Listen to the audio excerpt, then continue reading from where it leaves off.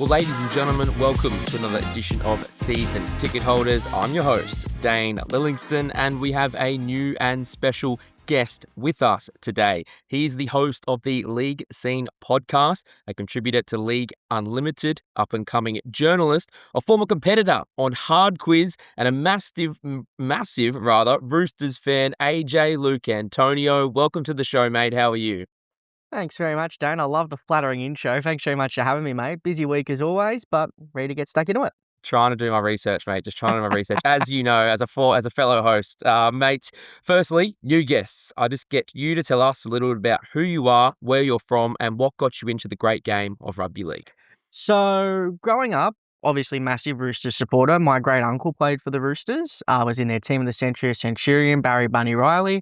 So I was kind of forced into the Roosters thing. My sister tried to go for a different team. She got threatened with eviction. So I wanted to make it very, very clear that I was going to be stuck as a Roosters supporter. So I grew up in Penrith. I still live out here with my parents. So it's a bit different, but I think that always growing around footy, played footy growing up, not too well, unfortunately. Refereed for a little while, was okay at that, but recently doing a lot of statistical based work. I worked with the NRL initially, and now I'm over with the lovely team at the Fox Lab, which is very, very exciting, very trying at times. So it's very good. I love it, and footy's been a huge part of my life. I do a lot of research around the game, a lot of writing about the game. I made a specific goal when I was about 10 years old. I wanted to get to particular places in media. So I'm slowly working my way up the ladder, but yeah, been a Chook supporter all my life. So I'm really excited to knuckle in and talk about our finals chances. Mate, how do you go out there in Penrith? You couldn't be any far more removed from the eastern suburbs. Are you very loud and proud out there, or do you have to keep it in a Oh, little bit? 100%, mate. You got to be happy and you got to be proud about it. Like, you got to be driving around the streets. I had a car for a little while with Roosters number plates on it, driving through the city of Penrith, and Brave, brave. when they were winning 3 in a row, trust me, it was not a happy time to be alive. But it's you get some good-natured people. You get some people there that just want to give you a bit of a kick up the backside. But a lot of the people out here are really nice. They just care about their footy out here, mate, and it's a really special part of the world. So the car never got egged. Now, the number plates did try to get stolen once during the lockdown. I think it was after Penrith won the comp the first time, when they were going up and down the streets beeping their horn. Dane Laurie was Right. in his Panthers jersey. So I think that was the closest to ever having the car being damaged, was when the number plates tried to get taken off when they were going pretty good. But other than that, mate, it was pretty good. Good to hear, mate. As a Broncos fan in Sydney, I know all about being behind enemy lines. So trust me, I get what you mean. I'm not brave enough to do the license plates just yet, but maybe I'll look into that soon. Mate, we mentioned, let's get into it because you're a Roosters man. I wanted to talk to you and get you on the show about the Roosters. They're well entrenched in the top four at the moment. Currently third, just looking at the ladder before, tied with the Wars in second, with a much inferior points differential. Now that 14-6 win over the Storm. Not pretty, but you got the job done. I saw your tweet too. Did trigger. First win against Melbourne and Sydney since 2019. Is that right? Yeah, that was the prelim final before we won the comp, going back to back. So it's been a bit of a lean sort of period there for us, where our record against the Storm's not been great. And you know what? And I said it at the time. You take any win against Melbourne when you can take it at the best of times. And I looked at it as a way that you just got to get the result against Melbourne. And for a team where we love to show the stats where we play the Panthers and the Storm, I think we were 3 from 25 before that game on Friday night. Getting it up to 4 and 26 is a little bit better. It's still not great, but you got to take the win any chance you can get. And there are still a lot of movement for this team to do. So we get James Tedesco back from concussion next week. Rob Toya comes back into the squad after his resting post-Origin. Lindsay Collins is another one that comes back just to help the forward rotation. So a lot of different moving parts. We've got a fairly easy, oh, not easy, but a fairly solid run home. We've got a lot of tough games in and amongst that. So we've got the Knights this Friday night, and then we've got the Cowboys up there. They're going to be playing for their finals hopes. The Dogs, Panthers, Tigers, Dolphins, and South. So there's not really enough wriggle room there to give some players a rest in there as well, which is why I think we've staggered the rests over the last couple of weeks. So we just have that 6-week block where the Roosters love to finish on a wet sail to finish the season. I was going to say, I was out there with Trent Robinson last week pre-game talking about Tedesco. Obviously, he had that head knock in Origin 3, so he was out for 2 weeks, so he'll be back this week, you'd expect. And Robert Toy was the other one you mentioned. Origin campaign, mate, by the sound of it, just had taken its toll. It sounds like Robbo just wanted to give those blokes, well, him specifically, a chance to rest. Obviously, we saw Robson and Walker back in the team. But that's the up and downside, right, of having these Origin players back, especially Sammy Walker, who I do want to get into a little bit later. But you do have to expect from here, bringing in that experience they've just gained in that Origin series, that's only going to make you stronger as this final stretch of the season goes on, right? Oh, absolutely right. So I think that we've got a really competitive approach. Like we've scored the least amount of points in the top four, and we know that the Roosters do like to finish seasons really fast. I think last year was sort of similar with the way we attacked the football, and then we got everyone back on deck, and we put 60 past the Dolphins. We put a score on Melbourne down there. We put Souths away fairly comfortably, and we were able to put those points up in those ways. But I think we're not going to get a true sense of where the Roosters are until that Penrith game in round 24. That's sort of going to be the litmus test for us heading into the final series. And if we can get a strong showing there, we might not get the win, but if we can improve where we were in round 3 when we played them, where we got absolutely towed up at home, if we can make that competitive and we can stand the grind for 60, 65 minutes, then I think that sets us up for a bit of a hopeful, in my case, a bit of revenge come the finals time. I can't wait, mate. I did want to get into the last 12 months as well then. What, finished 8th last year, right? Yep. And it was that whole narrative, I know as being a journalist, it was the last dance, it was that Michael Jordan-esque narrative, losing Jabri Hargraves, Joseph Swatley, Luke Keary, Joseph Manu, you're thinking that the premiership window is closing, but they've done the opposite. They're even higher now where they were last year, and if they're on track, and I can't see them really falling out of the top 4 now at this stage of the season. Is that the brilliance of Trent Robinson bringing them back, smart recruiting, or just the benefit of a wide open comp? What do you bring this down to, the fact they have been able to get back in the top 4 so quickly when this big turnover, we're all thinking maybe they'd be on the slide? That's been an interesting one, Day, and I've got to be honest with you because last year, whilst everyone was talking about the fact that we were losing players, it enabled other players there to really shine. So you saw Rob Toyer come through at a rate of knots last year. Nafahu White's emerged as a top 5 front rower in our game. Like I was a little bit shy to say it last year because he was still emerging, but this year he has become a top 5 front rower in the game, and there's no denying that anymore. And then you've got a couple other guys there. Siwa Wong's really emerged this year as well on the edge because it's sort of weird with Siwa. He was started last year on an edge, then got moved onto the bench and towards the middle after he come back in from injury. Started there this year, but he's owned that right edge spot all year. And then you interchange that. Nat Butcher really benefited from the faster rules earlier in the year, and he's become a lot better player on the edge as well. And you still got Angus Crichton to come back in this side come the finals time as well. So I think the mix of giving players increased minutes last year, on top of having Trent Robinson in the building as well, coaching them. But I think defensively, what Michael Check has done defensively as well has been a really big boost for us. Like we conceded 42 and 40 over the first three games of the season, excluding that Souths game. We've only conceded over 40 points once, and that was that Dolphins game where we were impacted by Origin. So I think the defensive scramble has been a lot better, particularly on the goal line, because last year we conceded a lot of tries from crash balls and whatnot, and that was glaringly obvious. So I think what we've done there is we've recruited smartly with Cherry Evans and Reece Robson, because Robson's given us for the first time a defensive hooker that matches what Jake Friend once was, because we've tried for the last 4 or 5 years to do something different. Sam Verrills, while solid, he knew how to find an injury, the poor bugger. Brandon Smith, we almost went a complete 180 in the way we wanted to play. And it didn't stick to what the Roosters build with their forward pack and their ability to grind out wins, and then have Reece Robson play off the back of that was a really huge turning point for us. So I think that Trent has done a really good job in maintaining what the Roosters are about in the DNA there as well. So fingers crossed it pays off in the business end. Yeah, just looking at the ladder, mate, you can see what third with for and against, leaked 342 points. Was second best with 288, and no one's really going to touch the Panthers with 237. So defensively, right up there. The Sea Eagles are the only other team who comes close. They're down in ninth. Mhm. So it will be very interesting to see how that goes. Where that brings me to is then, mate, we obviously know where they are now. We know Penrith are the premiership favourites. In your mind, they're genuine premiership threats. It seems to be a wide open comp, right? I feel like there's a lot of teams that can still sneak in the 8. I think there's 4 or 5 teams maybe that can win it. Are the Roosters up there? You thinking Penrith Roosters grand final? Where are you putting them at right now at this part of the season?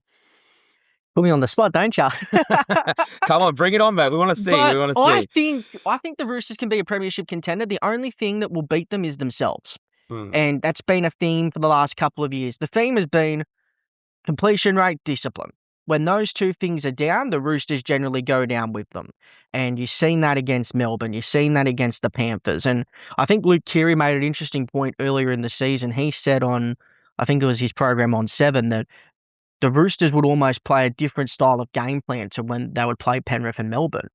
And then you saw, I think he made the point after Canterbury beat them, whereas you can have the same game plan and match them toe to toe. We did that last year at Combank when we beat Penrith. So I don't think the whole philosophy of blowing up the game plan is going to be any different, but the Roosters need to complete well. That's the ultimate Achilles heel with the Chooks. And, Dad and I have a bit of a joke where we say if we're not over the benchmark of 75%, that's our KPI for our completion rates at the Roosters. Uh, then we don't win games of football. And then as a result, that puts more pressure on our defence. And when you've got players on the opposite side like Cleary and Munster over in Melbourne that are absolute dynamos, then you only put yourself under more pressure. And I think that going forward, it's going to be really important to see the Roosters play to their own strengths, and that is power football. You saw that, I thought, really well against, even though we didn't really run up a score like many people thought we should have against Para and Melbourne, we still played a power style of football in those games. Spoken like a true stats man, mate, which I expect nothing less from you. I love that. Mate, Sam Walker, I want to get to him. I'm a Queenslander. There was a lot of crap talking about him pre-Origin, right? That he wasn't up to it. His style wouldn't work in the arena. He's too off the cuff, unpredictable, that it wouldn't work. He ends up having a great series, ends up being a win away, really, from being named player of the series if it had went Queensland's way. 24 years old. I was speaking to Robbo about him last week, saying the experience is only going to make him better. Obviously, as you'd expect, he's still years away from his prime. What have you made of his development this year? We'll get into some contract stuff as well. Obviously, out of contract, end of 2027. That's a big talking point in the background. But just Sam Walker, where can he go? I think Sammy is a player that can really lead a team around the park. We've seen that this year, where over the last couple of years, the game management's been questioned. It even got dropped a couple of years ago down to New South Wales Cup. A lot was made about it then. But that dropping, I think, shows a point for a lot of young halves out there. He had 50 games under his belt by the time he got sent down to New South Wales Cup. It's very, very rare that that happens. So I think that dropping and that interrupted 2023 season really made his 24 season really, really good, and that's what earned him that extension. Obviously goes down, injured in the second to last game of 24. We don't get him back on the field until I think it was round 19 last year against the Dragons, and again interrupted. But this year it's been a very consistent season for Sammy next to Cherry Evans. They're still working it out as well, which is a bit rare to say 20 rounds into a season, but they're still figuring out how to play alongside each other and whatnot. But his kicking game is up there as far as attacking kicking games is one of the best in the comp. I still think his distance kicking has a little bit of ways to go, but that's why we've got David Cherry Evans there to do that long distance kicking. Hugo Savala did that in the win over Parramatta as well. So I think attacking wise, he's got all the skills to be one of the best halfbacks in the comp. But the question is, we're in the business stage of the season now. Can we get over that prelim final hump? If we can get to a grand final this year, I think that'll shut a lot of the noise off. But if they don't get to a grand final this year, I just think that it brings a lot of unwanted noise to a club that's really got to figure out where they go next year as well, because there's a lot of players departing, a lot more experience, as we alluded to earlier. Tupou, potentially. I mean, there's still some talk about that. Mark's definitely going. Angus is going. So it's going to be a bit of an interesting year. And of course, will Daly Cherry Evans be there next year as well? So I know that there are some contract talks starting between everyone, according to the reports in the papers. So hopefully the deal gets done to keep him at the Chooks, but there's a lot of other young halves coming through there to complement him in the coming years that can make him a better player. It's going to be interesting, mate, because I was out there I was in the sheds at Origin. I spoke to him afterwards when Queensland lost in game 1. He was absolutely shattered. I was also filming for Fox when he got dropped to the New South Wales Cup. I was out there at Wentworth Park that day. I remember trying to film some game vision. A few of the Fox shows wanted to pick it up. Seeing his development's been incredible. I'd be shocked if you guys could potentially let him go. There's always those whispers he could go back to the Broncos. I'd love to see him back in that. How many Obviously, halves do you want? a little bit biased. Oh, maybe we can make room for Sammy. I'm sure we can now. But very, very interesting. I love watching his career. And man, just watching for Queensland, I thought he would get picked at halfback, but the fact he was able to come in and do what he did at his age and silence all the doubters, I'm sure he wasn't reading too much into it, but that was just the final nail for me that, he is going to be one of the great halfbacks in the game. I'd be shocked if the Roosters, with that salary cap sombrero, mate, ever let him go. No way. No way at all. We're hopeful. Oh, mate, no chance. If Uncle Nick wants it, I'm sure it'll happen. But you mentioned a few of the players there. Another changeover as well. You see Crichton, Connor Watson as well, Marky Mark, Tupou. Robertson did comment on that last week. He did say that he totally believes that he could go on another year if he wants to. So it sounds like he really left it in Toop's corner whether he wants to come back again next year. And I suppose the big one I was going to ask you as well was DCE. We all know the story. Will he be back in 2027? And probably more importantly, do you think he should be back in 2027? I think, it's an interesting question. I think that there's merits to him staying. I think there are merits to him moving into a coaching department role with us as far as developing those young halves. I think off the top of my head, Toby Rodwell, Hugo Savala, Carter Mariko, Reece Foley are all there in and amongst our junior halves at the moment at the club. And they're all really, really talented. They're all really highly touted. Luke Keary's doing a lot of good work with them. So I think that it's just about that risk reward, seeing who's ready.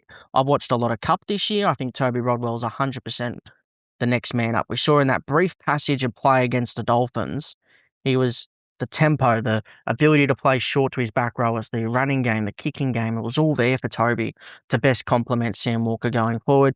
We know what Hugo Savala can do at first grade level. He was proven that last year. And I just want to say, I really want to praise Hugo's maturity in all of this, because it's very easy for him to throw the toys out of the cot, see Daly come in, and he could have packed it up and gone to another NRL club. But he stayed the course. He's played centre.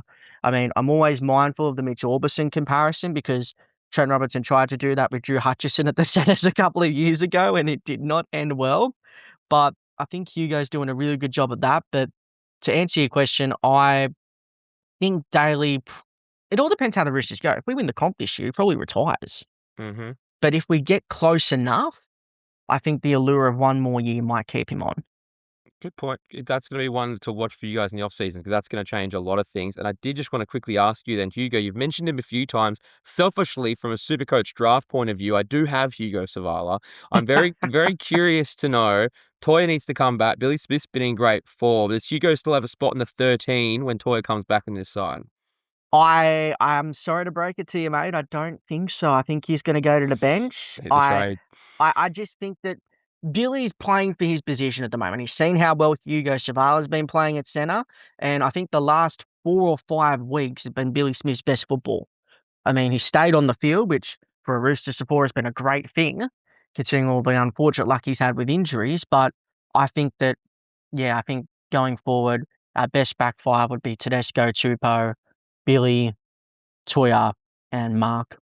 So I should trade right now. Thanks a lot, mate, for the heads up. I will get ready for that one. I would say, though, I would keep him around as a bench player, because if he goes on the bench and the Roosters lose an outside back, Hugo will come straight back in, and you don't want to burn him and leave him on the waiver wire and then all of a sudden you might need him again. Oh, there you go, mate. Thanks for the tip. All right, he's back in again. Thanks a lot, AJ. Mate, look, I like the Roosters, like I said before. I don't know if they could drop out of the four from here. I think Tedesco back, aging like a fine wine. We know what he did in Origin earlier in the year as well. If he stays on the field, he's the key. You mentioned your team. Robson at 9, Walker at 7, Teddy at 1. I mean, that's an incredible spine there as well. And you got forwards like Victor Radley, Spencer Leniu, the Butchers, doing a great job. I can't see you finishing outside the top 4. Premiership contenders, I think it's a wide open comp. I think why not? You've got the Panthers there, obviously there. I think the Wars, I said it a few months ago on this show, but people keep writing New Zealand off thinking they're going to fall away. Look, right now, look at their defence. Just happen to look second best in the NRL. I don't see why they can't be. We will get into our top 8 predictions though, so I won't jump ahead too far.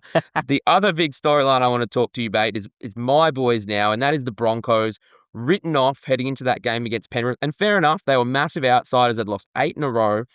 Ended up winning 14-12. In my opinion, one of the games of the season. Defensive, gritty, fiery. It had a bit of everything. Of course, the Broncos had one of their best teams in months. Reece Walsh back in the team. Payne Haas and Paddy Garrigan. For the first time in about 2 months, they've been in the same team together. Adam Reynolds was back. Fiery game. I don't know if you saw it, mate. Payne Haas was on one. He was ready. He was real. How good was watching Payne Haas? That was some old school forward footy, right? I loved watching that the other night. It was. And you saw him, he basically picked out Liam Henry as his target. He saw a couple of things going against him in the first half. He's like, I want to get my own back. And he went after him on the ruck before the penalty goal and then straight off the kickoff. I love the bravery, though, from Liam Henry. Hey, just saying, going with Payne. I'm going to take it on. Mate, it was great to see, and it was a bit of a throwback, even in the grittiness in the game. Dylan Edwards gets his head split open, plays on, that's all wrapped up. I saw a photo later with all the stitches that he had to get after that game.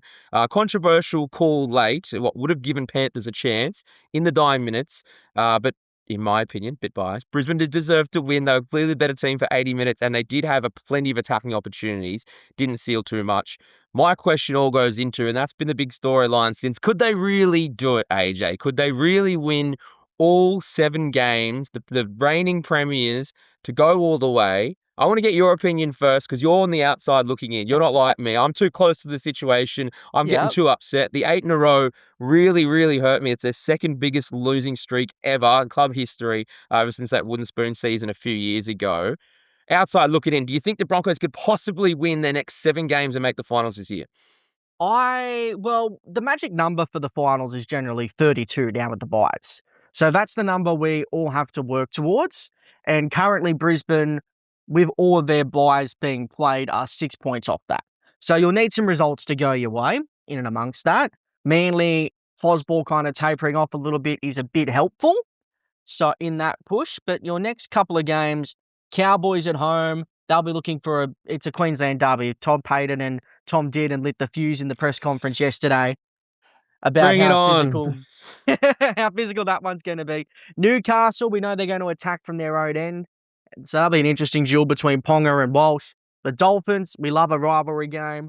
The Wars, I think that's going to be a sealer on the 16th of August, round 24 against the Warriors, against at a Suncorp Stadium. It's could genuinely be a 50-50 split of Warriors and Broncos supporters, given how much Wars Nation loves to travel. Canberra, Melbourne, and the Bulldogs to finish off. We know what Brisbane can do in attack, and we know what they're capable of. But my reasoning behind this, I want to go back to 2023. So, and I'm going to use the Roosters again. Now it's my turn to be biased. It's going to hurt. So the Roosters in round 20 at this point were in 14th position on 20 points. The Roosters would only drop 1 game from that stretch and make the finals in 7th position. So it's doable. It is doable because teams like I'm not sold on the fact that the Cowboys, South Sydney, and Manly are going to keep winning games. I think that they're going to drop some eventually. Canterbury, like you said it earlier, this competition's so wide open.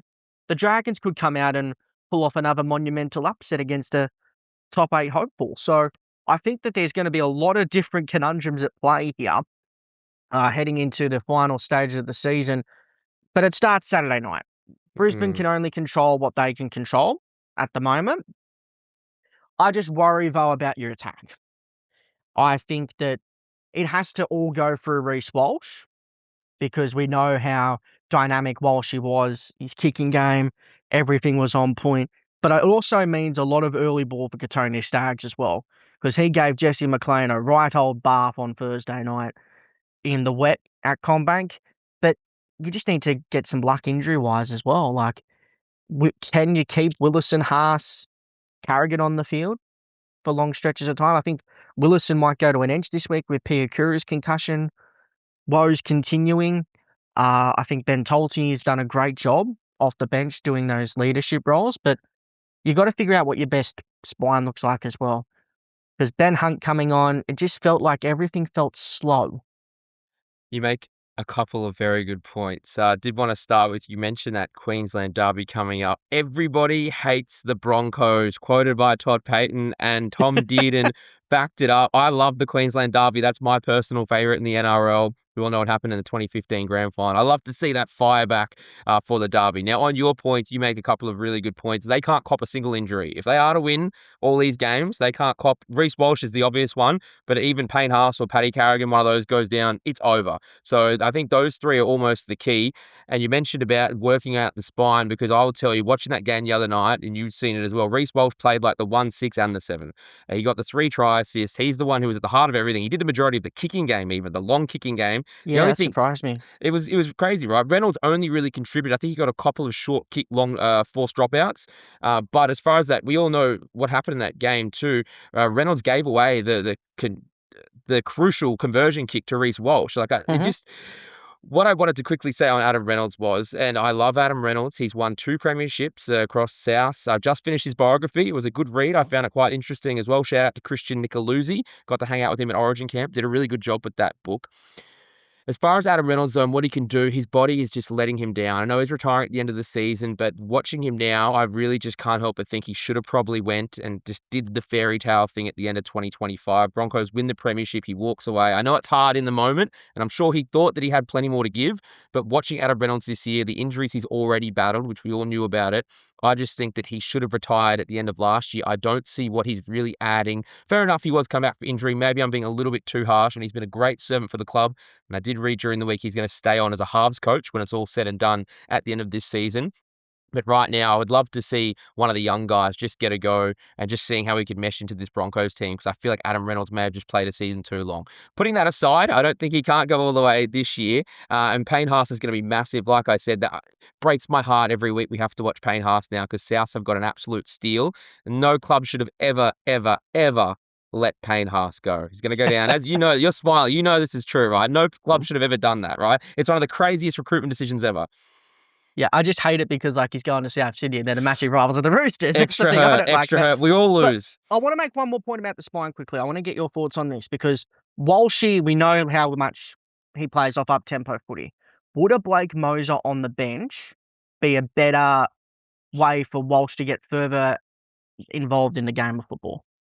My pick, honestly, and just for what he's done and the experience he could bring, I think Billy Walters should be back in this team. Oh, that's the one I forgot. Good shout. That's the one person I think who should be back in this team. We've seen that story, if you haven't heard it. Madge Maguire was at a Q Cup game recently. Carmichael Hunt's the coach of that team. He apparently got out the car, had some choice words for Carmichael Hunt because Billy Walters had to get shuffled around. Madge wants him to play at hooker because that's the position he'll eventually play when he comes back into first grade. Apparently he had to move in the halves, there's injuries, whatever. They played it down. But Billy Walters should be back in this team, in my opinion. I've never really... I like Pakes and his workhorse. I've never really rated Pakes as our starting number 9, but I think you have to find a way for Billy to be back in this team. He was a big part of the run they went on before his season-ending injury, before the finals, unfortunately, last year. I think he would just inject not only some experience into the spine, he just has that little extra spark sometimes at a dummy half, known for the darts. He's got a good short kicking game. I feel like he's the guy who's really missing in this spine. So you are right. There is something just a little bit off about it. Ezra Mam hasn't been in his best this year. We all know that. I think Adam Reynolds has played too long. If you could just maybe fix something along with those guys, I feel like they're just this close to unlocking, but there's just something missing. You're right. That is a good shout. Bring back Billy, Madge. Clip it up. Mate, so as far as they go then now, Madge as well. I just want to quickly touch on Madge because he's the guy who cops it. Obviously, I've called on that maybe, contract's up at the end of 2027. I actually found it interesting. Broncos chairman Kyle Morris has now come out and said, I see Maguire as our long-term coach. We won a grand final this year.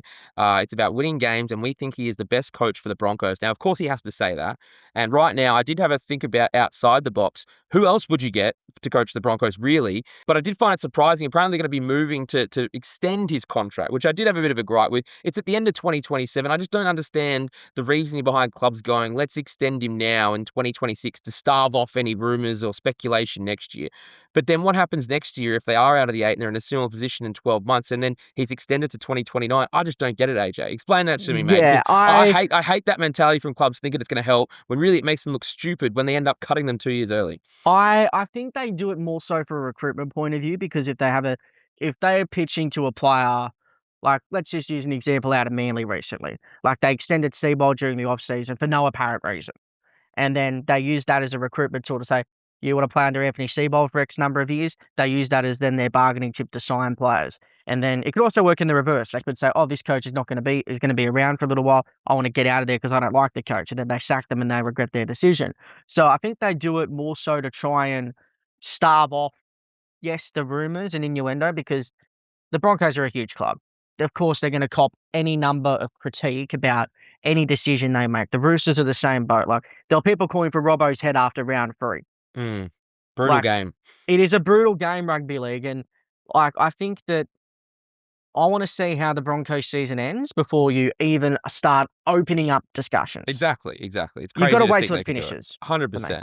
You just don't know what's going to happen. And even if they win the 7 in a row, I mean, does that deserve it? If you've had to win 7 in a row to get to the finals, but I found that interesting. And mate, if they do miss the finals, first time since the Tigers in 2005 and they're missing in 2006 on merit anyway, to miss the finals after winning it like that. So look, my heart on my sleeve, I think they can do it, but you are right. Everything's going to have to go their way. Not only a couple of results, but they're going to have to stay injury-free. They can't cop another injury, and if Reece Walsh goes down, that is it. But can Reece Walsh take this team all the way again? I think 1,000% that he can. AJ, top 8, mate. I know mine's going to be boring. Maybe you've got some more spicy for me. I was looking at it just before. I did say we were going to do this. Can you hit me now with your predicted 8? We've just wrapped up round 20, gone to round 27. Who is in your top 8 this season? Top 4 for mine won't change, but positions will change. So I think Penrith will finish up minor premiers. I think the Roosters jump the Warriors just because I love the Warriors in the way they defend. I just think their attack can be a little one-dimensional. And of course, if they persist with this halves combination, the Roosters will jump them. If they decide to pull the trigger and bring Luke Metcalf back, that might see them jump ahead of the Roosters once more. Cronulla, I think they're in 4th position. They've improved a lot over the last couple of weeks. I think this might be a bit controversial, but I think they've got the most informed halves combination. When you look at the way Trindle plays, a couple of his effort areas, and then that's allowing Nico to play out the back a bit more. Newcastle are going to be in the 8, but they're going to slip down to 7th for mine. I just think they are one of the teams that have been really disadvantaged by the sort of relaxing of the up-tempo PVL ball we've seen over the last little bit. So they'll drop down. The Dolphins will stay 5th. Souths will go to 6. I still think that when Latrell Mitchell comes back, keyword is when, they'll be a better football team for that. That 8th position's really throwing me. Like for mine, the Cowboys and Manly, I love them as football teams, but more so the Cowboys are far too inconsistent on defense. We saw that yesterday with the Dolphins pulling off that big win. Manly, I just don't know how far they can go without Turbo.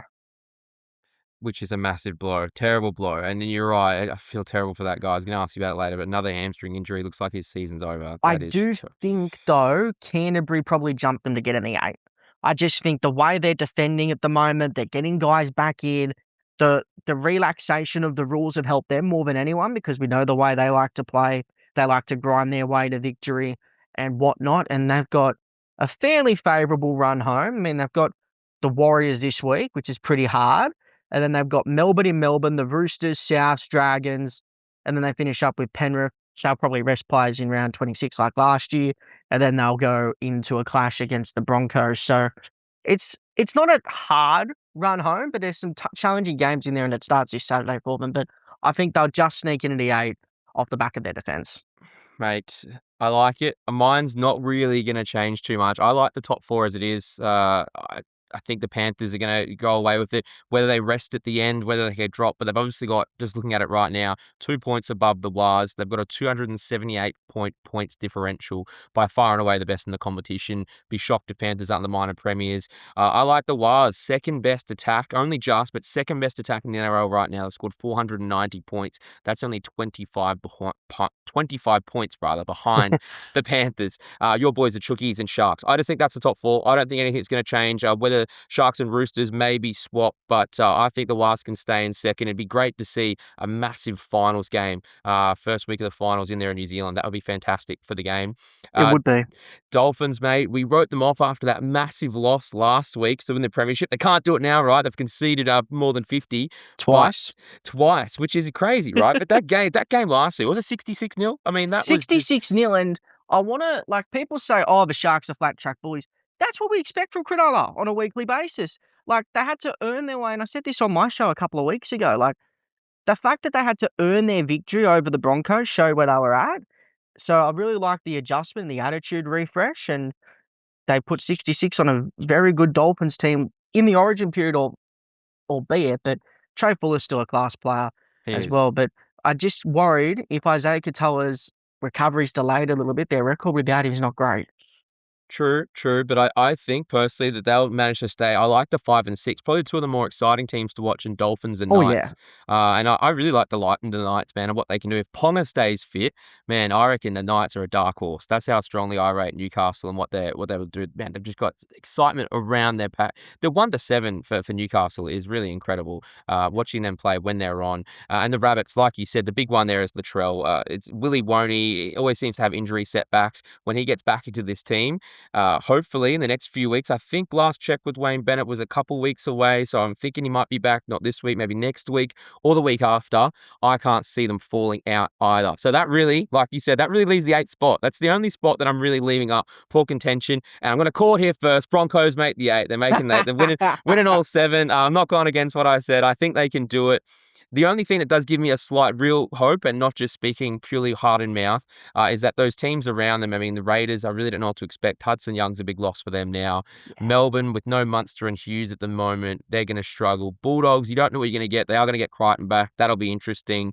Fosball may be dead. We don't know. We'll see with Manly. And then Broncos, Cowboys. Maybe it's decided this weekend, Saturday night. Whoever wins goes on to take the 8. There you go. I called it, AJ. You like that? I like that a lot. I've got that game this weekend, that Cowboys Broncos game in the Stats Room, so very much looking forward to that one. So, be an intriguing one. I think it's sort of fire brimstone. We saw that they like high scoring games, these two sides. Todd Payton set the fuse. We all know how Michael Maguire likes to get their backs against the wall with the glass houses from Origin last year.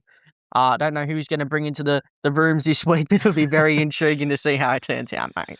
Massive game. I cannot wait. Bring it on this weekend. That's my game of the round for me personally anyway. AJ, just want to take a moment here to thank our sponsor, National Freight Management. They specialize in domestic freight from cartons through to pallets nationwide. Gerard and the team do a really great job out there. You can check out more information at nationalfreightmanagement.com.au. I actually do have to wear a Blues jersey coming up. Gerard and I did make a bet. I unfortunately lost. I've never wore a blue jersey in my life, so that episode may get lost. But that is coming up, so please stay tuned because we will also be raffling off that jersey when I do get it. Tried to find one on the weekend. They're all sold out, AJ. New South Wales have come out in spirit, taken all these off the shelves. It's all over. New South Wales State of Origin. They've done well, so keep an eye out for that next week. We will get around to that, so thank you very much, Gerard. Now, AJ, it's a part of the show. It's good or bad for fans. I'm going to give you a statement. You tell me whether you think it is good or bad for fans. We touched on a little bit, but Manly has now lost 3 straight games. Games they probably thought they should have won too, based on how they've gone since Kieran Foran has taken over. Turbo's hamstring, really bad. Really sad to see. It looked like he was on tears on the sideline walking off from that game on the weekend, going down 38-32 to the Titans. Fosball, dead. Good or bad for fans, AJ? Bad for Manly fans, absolutely. I think that Manly is sort of a weird team. I mean, we are talking about earlier teams that have disbenefited from the sort of, I don't want to say slowing down of the game, but the relaxation of the mass 6 agains we saw earlier in the season. They run home, Cronulla, Melbourne, the Dolphins. Newcastle, Dragons, Warriors. So there's definitely a chance there for some turnaround. I just think it's going to be bad for fans, and I think that Manly are going to struggle, especially now Falalo's still on the sideline too. He would have been their first choice at fullback. Looked very good at fullback when we saw him, but I'm going to go with bad. I'll take it. Met Jerome Luai official, gone to Parramatta on a 1-year deal before he joins PNG in 2028. We don't know whether he's really feuding with Benji Marshall or not. They seem to hit it on the head. They both fronted the media last week. We won't be for sure. Parramatta fans, I don't know. They took Jonah Pezzett for a year before the Broncos next year. Now they're going to get Jerome Luai. Of course, partnering with Mitch Moses, which is pretty cool for them. But him to the Eels for 1 year, is that good or bad for fans? Good. I'm going to say good because you know what you're getting with Jerome Luai. Jonah Pezzett was still a blue chip prospect when they got him. They signed a 7 to play 6, and that never bodes well. I mean, obviously a lot of stuff's been made about Luai's third party deal. Cooper Cronk was very strong about that on Super Saturday. Good friend of mine, Cooper Cronk, in the office. But I think that it's going to be good for the Eels because you get a man like Jerome Luai in with the reputation he has, and you got a lot of great young talent at Parramatta in their junior pathways at the moment. Lorenzo Talatine is there, a couple other good young kids coming through, and it also allows them a security blanket in the halves with Mitch Moses because Mitch Moses does love an injury, unfortunately. He can pick one up. They have made the decision to let Ronnie Volkman go, potentially either to the Super League or into another NRL club. So I do think this is good for the Eels, and it'll allow him to reunite with Isaiah Yongi. They played together at Penrith as well, so very intrigued to see how that comes out. But I think that's good for the Eels. There you go, Para fans. And finally, mate, Alex Twal bringing back the biff. Bit of a slap with Jamin Salmon. I don't know what's going on there. I saw Fletch and Hindy talking about it, saying that he dissed his vending machine business, which is a bit of an inside joke if you know what he does on the side. But bringing back the biff, good or bad for fans? It's not good for a foul play aspect, but I think we all need a bit of a biff from now and again. You know, we need to see some passion out there, Dane. We need to get the passion back in rugby league. But I was all for a bit of a laugh, bit of a fun and games, and you know, it stayed on the field. Alex Twal has to pay a little bit of a fine. The Tigers got absolutely hammered by the match review committee this week, but They did. definitely good for the fans, I reckon, just to have a bit of a laugh. Bring back the biff, mate. I love it. AJ, thanks a lot, mate. That's all I got for you this week. Before you go, though, give us a little bit of plug for the podcast, mate, where people can find you. And you do a great job there, by the way. Tell us how people can find you there. Thank you. Absolutely. So you can check us out over at the League Scene on Spotify. League Scene Pod on Twitter is where we do most of our great work, giving you guys all up to date on everything you need to know around the league. YouTube, we're on there as well with the League Scene. Of course, our New South Wales and Queensland Cup show, the Lower Grade Wrap, is there every Wednesday night at 6 o'clock. We're absolutely everywhere, so make sure you give us a plug if you can. But other than that, Dane, thanks very much for having me. What a professional, this guy, ladies and gentlemen. Give him a like, give him a follow. Thank you very much, AJ, for the show. Good luck with your chookies rest of the season. I hope they go well, mate. We'll be interesting to see how that all plays out. And thank you, everyone, for listening. Please give us a little bit of help. Give us a like and follow. 5-star review on Apple, Spotify. Anything would be a big help. As always, take care. We'll talk to you soon. Bye-bye.